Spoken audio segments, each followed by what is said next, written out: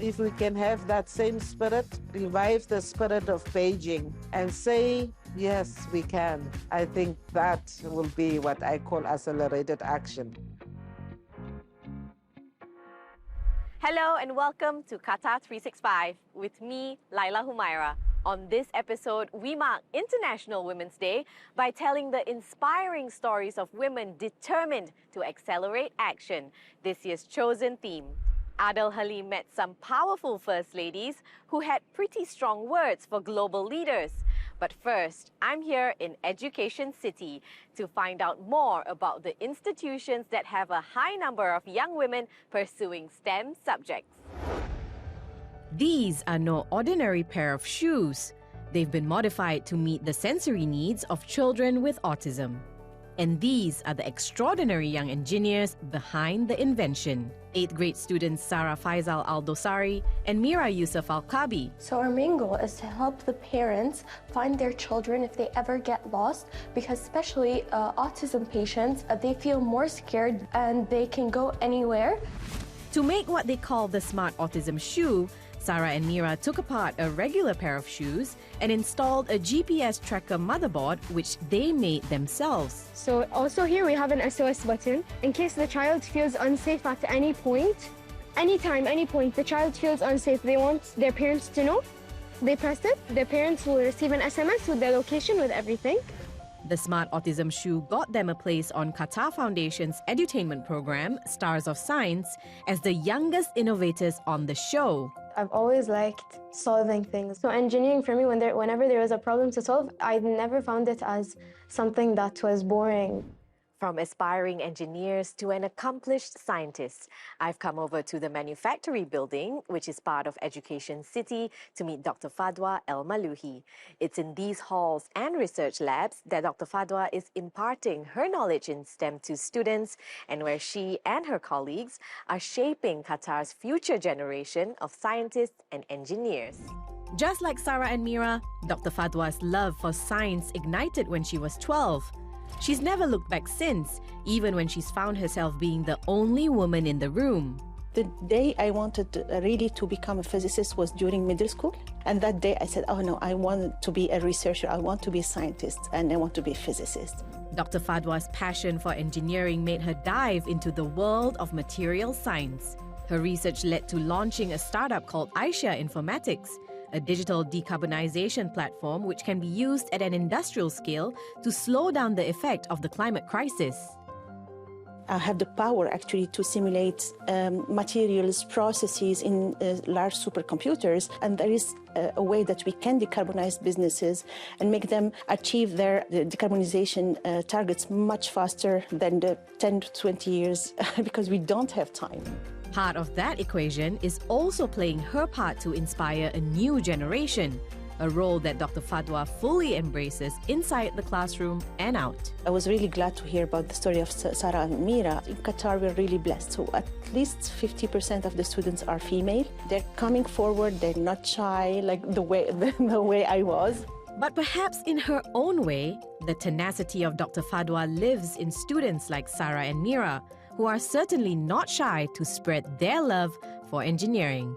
STEM comes at any age, like you can start as young as we are, and I want my peers to understand that they can do it and they just have to put the work in.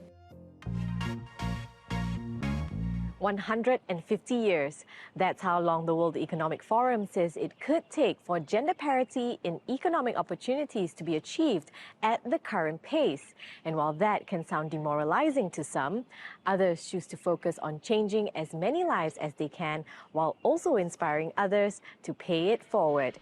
One such individual is Her Excellency Dian Gavanas, Vice Chair of the Global Fund, and I got a chance to meet the former Under-Secretary General of the United Nations to find out what fuels her dedication to women's empowerment.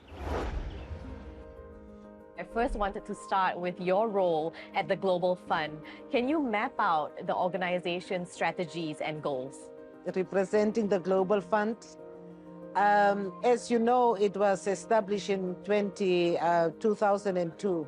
And the main aim at the time of the Global Fund was to fight the 3 diseases, HIV, malaria, and tuberculosis. Our strategy that we have now adopted is talking about human-centered approaches. It focuses on gender, and it also speaks to issues of resilient health systems. And so over the years, by investing in the 3 diseases, we also strengthened health systems. So when we look at the fight for gender parity and gender equality, so often we see that the time to parity is some seemingly unreachable figure. So how can we as a collective, as individuals, as governments, as organizations, stay focused to achieving this common goal? The measurement of progress, of women's progress, is not just about the numbers in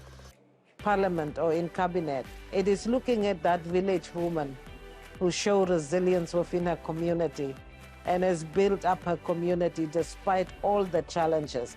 I think seeing women in various positions nowadays, it does inspire young women. And I'm always saying to young people or young women, when I occupy these positions, it's not because I fell from heaven or that I'm an alien.